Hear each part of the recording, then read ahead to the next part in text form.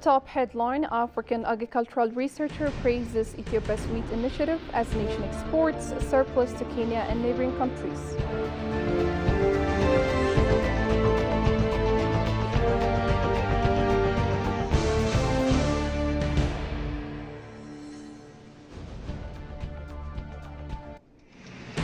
Hello and welcome to ABC World, the voice of Pan-Africanism. I'm Hikma Tamam with the news. To stay with us.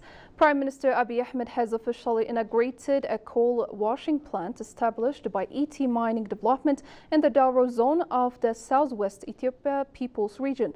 Following the inauguration, the Prime Minister shared photos on his social media, capturing the warm reception he and his delegation received upon arrival. The images also highlighted the launch of operations at the newly inaugurated plant. According to the Premier, the facility will not only boost national coal production, but also create substantial employment opportunities for the local community.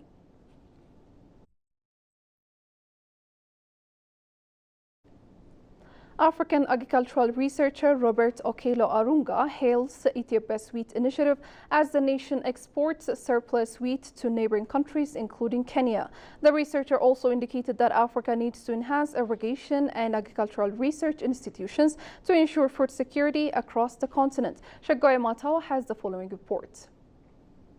According to International Food Policy Research Institute, Africa's agricultural system, which is based on irrigation, does not exceed 13% as compared to 37% of European and 40% of Asian countries. However, Ethiopia in recent years is making remarkable progress in agriculture sector, particularly in wheat production. Talking to ABC World, Robert Okello Arunga, African agriculture researcher, commended the wheat initiative program that enables the nation to export surplus wheat to neighboring countries, including Kenya. However, promoting intra-Africa trade with neighbor countries is vital as it promotes development in Africa. This is a very good initiative.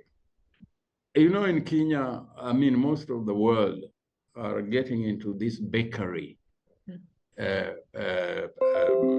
products and cereals in general, leave alone wheat, is in high demand in the whole of Africa. And instead, Kenya, for example, we import wheat from Canada, we import wheat from certain European countries for our bakery industries or confectionery industries.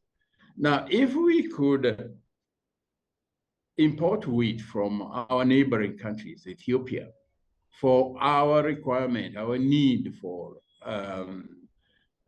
cereals, it would really go a long way in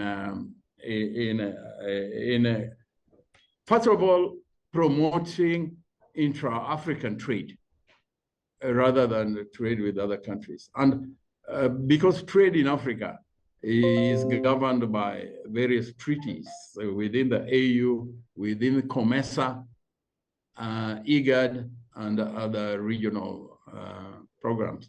And trade would be much easier with a neighboring country, a neighboring African country, and will also promote development in the whole of Africa. While the African Union adopted a 10-year strategy to ensure food security by 2025, 300 to 500 million citizens in Africa are not properly nourished. The researcher noted that Africa did not meet the goal of no hunger and food security, as the continent is still dependent on rain-fed agricultural system and its dependence on imports rather than local agricultural production. Africa agriculture is not meeting the demands for food, especially.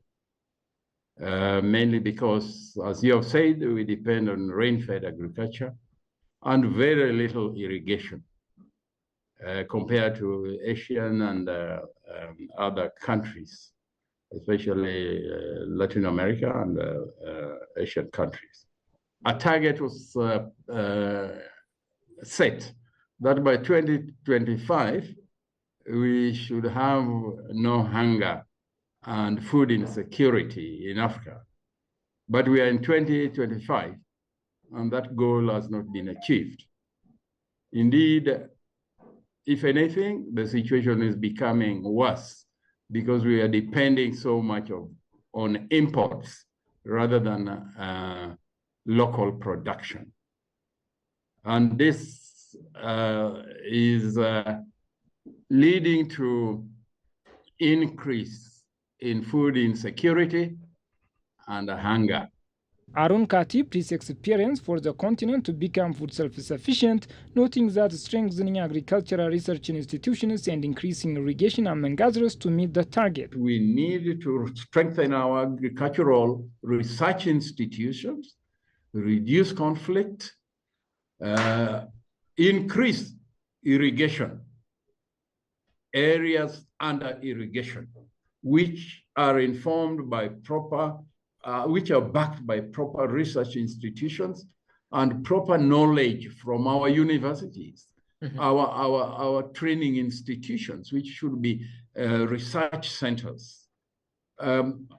With this combination, I believe that we are looking at another 10 years if we have the correct policies on the ground, if we reduce conflicts, and if we get our research institutions to do what they're expected to do in agriculture and also transformation, we should be able to meet the target we have set for ourselves. And now finally, a prominent Pan-Africanist highlights Ethiopia's historic role as a beacon of hope for African liberation, emphasizing the lasting impact of the Battle of Adwa and the country's contributions to Pan-Africanism. Approached by Addis Dialogue Program, Hiwat Adana, an advocate of Pan-Africanism, said the Battle of Adwa was a resistance against imperialist mentality, and Ethiopia's leadership role propagated Pan-Africanism. Johannes Fenton presents the details.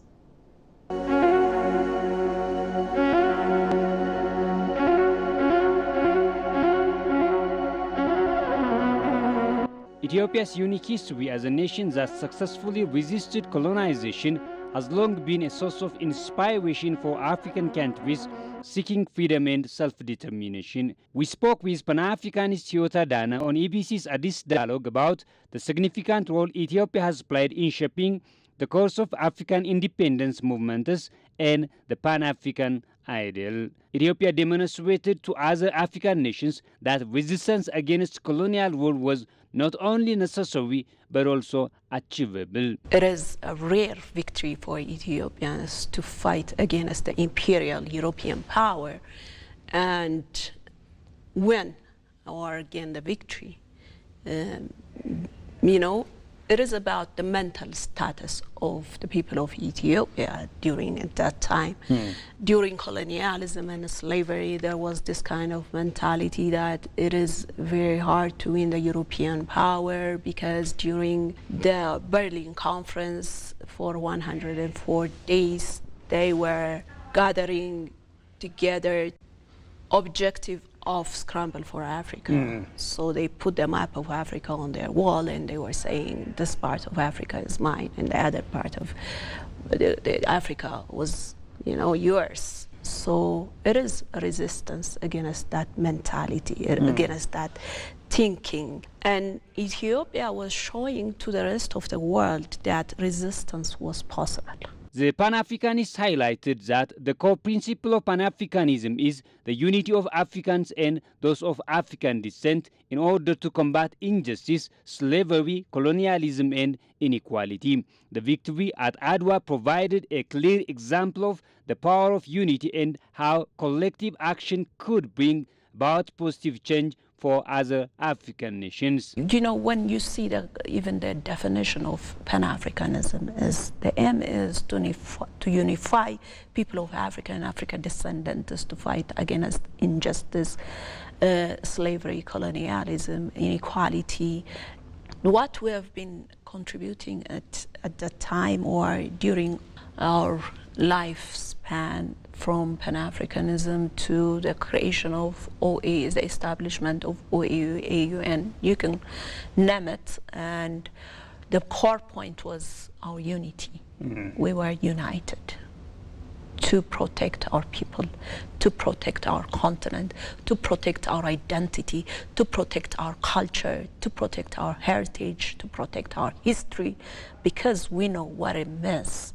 If you know what your history is, if you know who you are and what you have in hand, you will be willing to protect it and to pass it to the next generation, to be an inspiration to the upcoming generation. She further stated that Ethiopia has played a leadership role in propagating the ideals of Pan-Africanism. Through its active participation in international platforms, Ethiopia has consistently brought African voices and perspectives to the forefront, playing an important role in advocating for a unified and empowered African continent. It's about leadership. You know, at that time in a Pan-African Congress or in other ways, Ethiopians were so active. They were, active to be involved in international meetings and congresses, and they were not shy to reflect their idea, because they know that their idea is valuable. They know that their ideology is meaningful. Even our leader at that time, Emperor Haile Selassie, his speech was so inspirational for so many people in the world. We have showed that our leadership, our involvement in international platform was so meaningful. The insights shared by Hiyot Adana underscore the enduring impact of Ethiopia's historic resistance and its critical role in the broader movement for African liberation and unity. Well, that's it for now, but before I go, a recap of the top story once again. African agricultural researcher praises Ethiopia's wheat initiative as nation exports surplus to Kenya and neighboring countries.